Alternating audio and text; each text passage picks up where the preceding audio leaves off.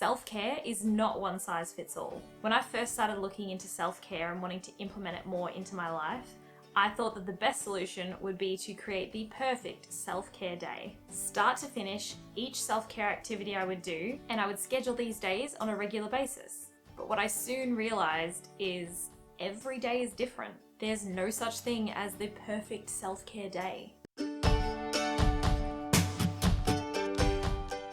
Your body and mind need different things on different days, depending where you're at, what you've been doing, what your mental space is like. So what I realized is it's better to sit down and do a bit of reflection before you start planning in a little self-care day or afternoon or evening, and work out exactly what you're needing in that moment.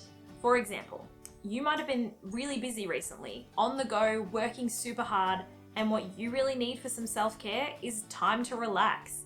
Watch some Netflix, have a bath, time away just for yourself.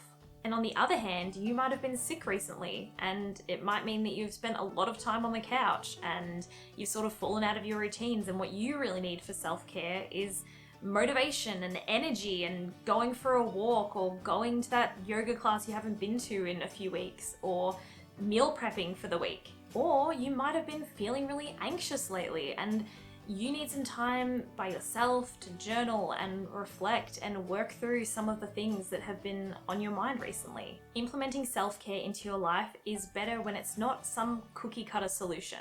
I find that it works best if you sit down and think about what you need in that moment.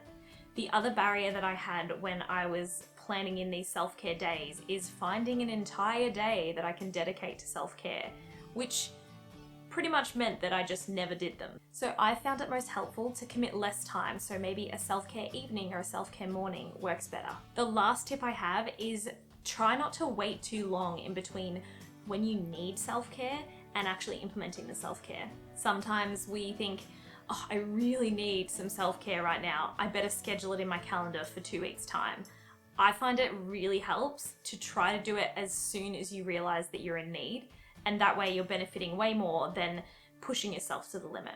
So let me know in the comments what your favorite self-care thing to do is. I hope this video was helpful. Thank you so much for watching, and I'll see you guys next time.